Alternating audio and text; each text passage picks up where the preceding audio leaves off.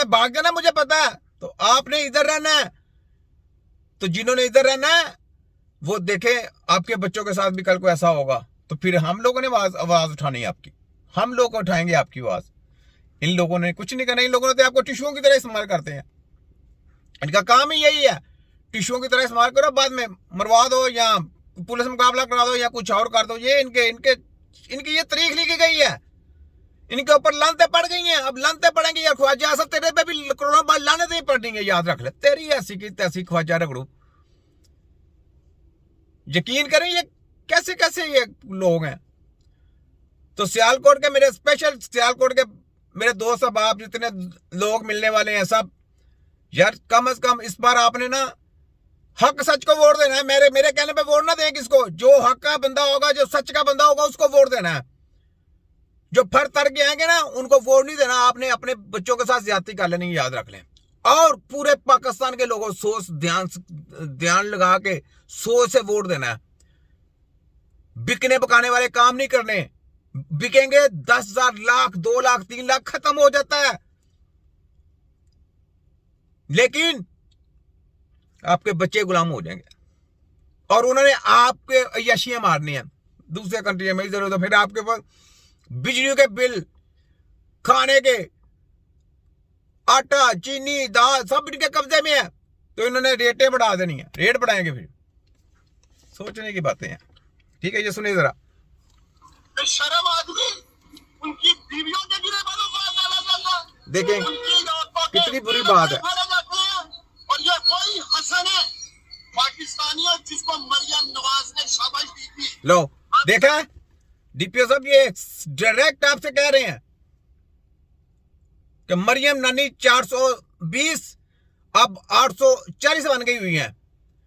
तो वो आपके पीछे हाथ फेरती हैं और आपको शाबाश देती हैं। उनकी क्या औकात है कि वो एक डीपीओ को शाबाश देते हैं। आपके आईजी के अंडर आप आते हैं, इनके अंडर आप नहीं आते। आईजी आपको देता है शाबाश, तो वो शाबाश होती है। इनके पीछे लग के आप करैक्टर अपना खराब कर रहे हैं। ये आपके सगे नहीं है, लिख लें आप। मैं आईजी पाकिस्तान के पंजाब के आईजी से बात कर रहा हूं कि ये आईजी के भी सगे नहीं है, आईजी के साथ भी मुखलस नहीं है। टिश्यू की तरह इस्तेमाल करेंगे, अगर बात नहीं मानेंगे तो आपको खुटे लाइन लगा देंगे। बस जो अफसर इनकी बात नहीं मानता वो खुटे लाइन लगा देते हैं। ये सारी मशीनरी अपने हैंड में हैंड ओवर करते हैं। कोई एसएचओ से, सब इंस्पेक्टर से लेके एसएचओ से लेके ऊपर तक, अगर कोई अफसर इनकी बात नहीं मानता उसको दूसरे दिन ट्रांसफर कर देंगे, ट्रांसफर किसी और पर फेंक दे, वो दूसरा ले आए, वो जो इनकी बात मानता है। इस तरीके से ये कानून साजी झगड़ा के फिरते हैं।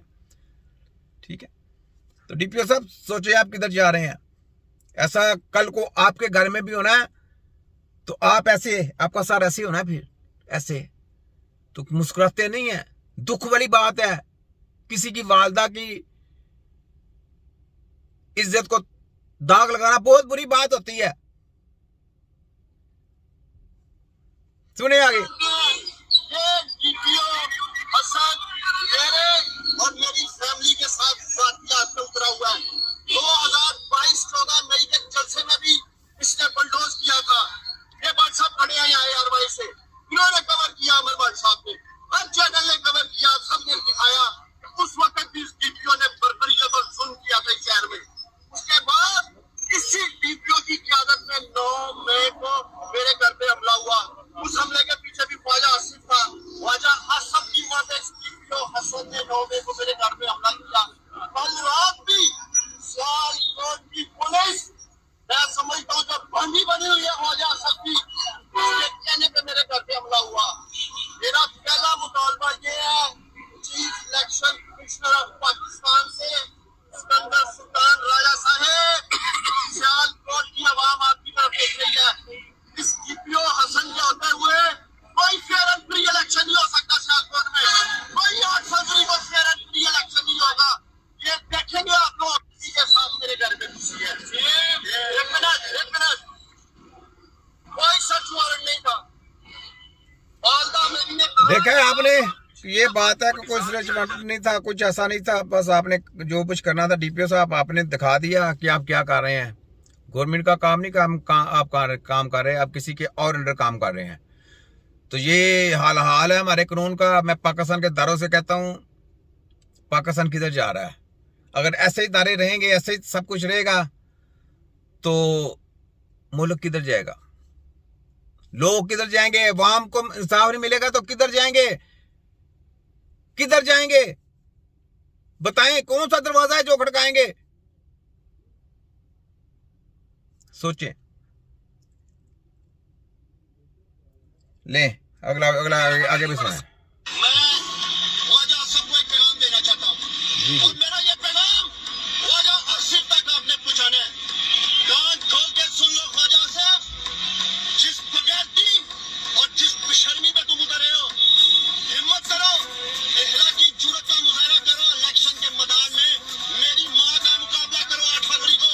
उस्मान डार अपनी माँ के साथ है, और मैं देखूंगा इलेक्शन में कि मेरी माँ के साथ कौन खुलन करता है। इंशाल्लाह इंशाल्लाह। तो सियालकोट के वाम, ये देखें,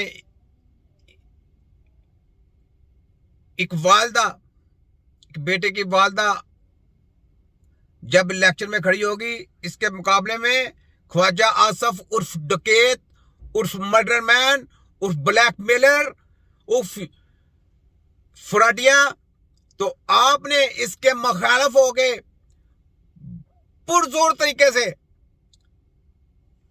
उस्मान डार की वालदा को वोट देना है। याद रख लें, और खड़ाक के साथ देना है। दिखाना है कि अवाम का वोट है। एक वोट इनकी सीट के ऊपर भारी है, एक वोट ख्वाजा आसिफ की